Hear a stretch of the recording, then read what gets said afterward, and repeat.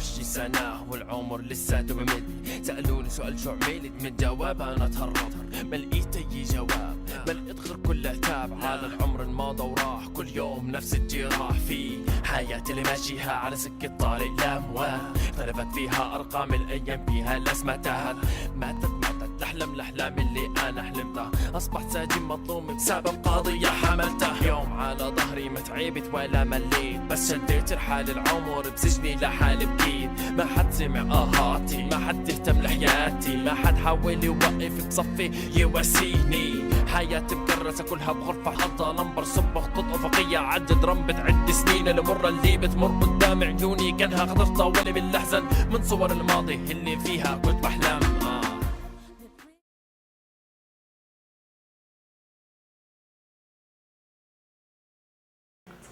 Yeah?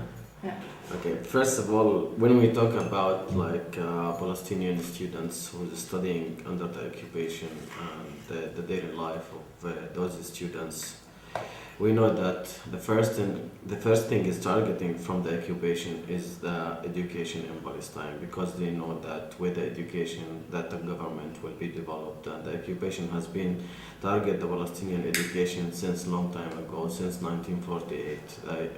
The Israeli occupation has been targeting the Palestinian education.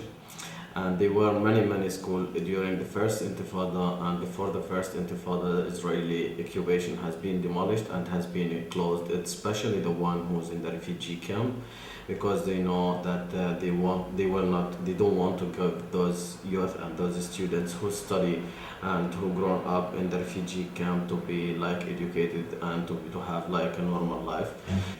There is some villages also they are not allowed to build schools, like Ras Tiri and Mughart al-Daba and Arab al-Ramadin. Those three towns, three villages, the population there around 1,200 people, they are not allowed to build a school, and they were trying since 1967 until now to get a permit from the Israeli occupation to build a school, but they are not allowed. Salfit in their Balut. So in each district we can see that there is something get the Israeli occupation to don't let those people to study, especially the small towns and the Bedouin who was living like in the other side of the wall, like their Balut in Salfit district. They have been got like an order to demolish their school. During this Intifada, and since the Israeli government start to establish and start to build the Israeli apartheid wall in the West Bank, we start to face more problem, and the students and the youth in general in Palestine, they start to face more problems, because we talk about over 400 flying checkpoint in the West Bank, and those students they need to travel every day to go to their school and to go to their university. So most of the students from many villages and from many cities, they start to face those problems, and the education process and the education start to cost them more money for their family. So they have to rent like houses and flats like in Nablus city or in Tulkarem where they are studying. Many students has been face a lot of problems, and many students has been like arrested during this Intifada. There is over 2,000 Palestinian students who study at the universities and who study until now at the university. They are in the Israeli prison. And as you know that we make an interview with the guy, the head of the Palestinian Student Council in Birzeit University. He was in jail 7 years. So many cases like this, and until now those students are suffering from the Israeli occupation and going through the terminals and the tunnels and the flying checkpoint. And now is the way to the university, and to get to their university is start to be easier. Like in the middle of this Intifada, they were going like the students from Najah University, they were climbing the mountains, and they were walking like 5 kilometers in the mountains to reach their university, because Zatara checkpoint and the Hawara checkpoint, and they was closed those checkpoints. So what's happened, these students start to go through the mountains, and many of the students has been like stopped in the mountains and they were beaten by the soldiers, and many of them also has been arrested by the Israeli occupation, by the Israeli army, and many of them still until now at the prison, at the Israeli prison, and many of them also has been died at the checkpoint or has been got injured because they were climbing and walking in the field during the night or during the day. So the Israeli occupation is really targeting the Palestinian education and don't give the students and the Palestinian students to get their right to study. Many of them, of those students, they start to think about leaving the country and going study outside. And it's also for them, it's not easy to get out of the country because they will face the same problem if you are students, no matter where. And at the end, your name is an Arab name and a Palestinian. You're going through the borders outside to Jordan or to Europe or to any country outside.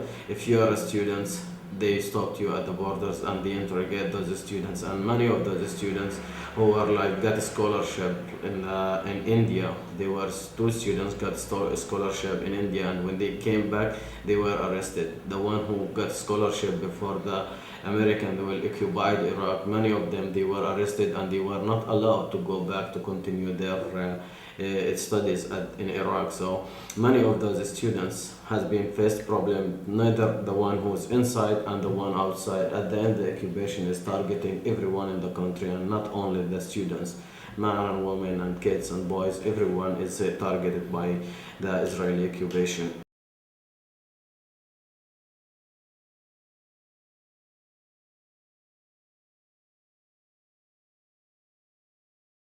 The Israeli university is the mind of the government.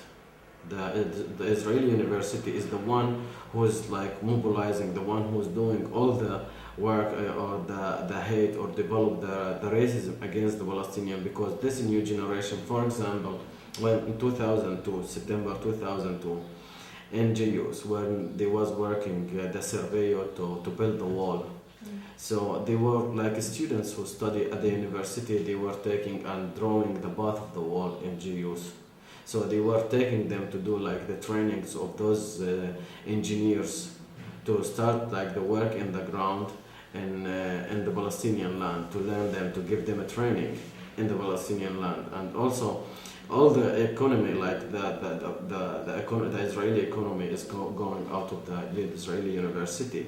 So when we ask for the academic boycott, we know that we will affect for sure the Israeli government, and we want all the international community to boycott on them and to put the general boycott, divestment, sanction in Israel, because we know that Israel is planning with this apartheid system for the Palestinian to kick and to build ghettos around the Palestinian cities and the Palestinian villages.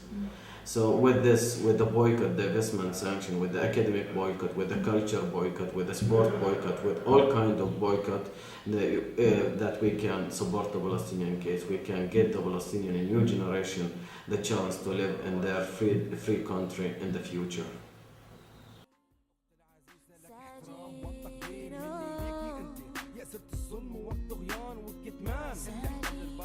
في كل مكان ومشينا في مسيرة حاملين على كتفنا كفن الضمير اللي مات والصمت اللي عاش والصبر اللي تاه عليه كتير من الناس وانتي مقايدة قيود محتل ملعون من جبروته اصبح حاكم قاتل امر ناهي فينا ناهب عمر كل محصور ما بين جدران وضوء القمر اللي شارد ما بين قضبان صوت عالي بصفقة وجع لمشى هيك سفير انتهى بصوت طفل بريء بنكتب بعده اسمه كلمة اسير من صغر السن هو لسه ما تعلم يحبي أسر من صغر السن من اسم أصبح يبكي يكبر ويتعلم يكتب بدمه رغم إنه أسير. We want you to continue doing all the activity and the support for the Palestinian and for the new generation in Palestine, and especially the students. And thanks a lot for everyone. Thanks, Mohammad.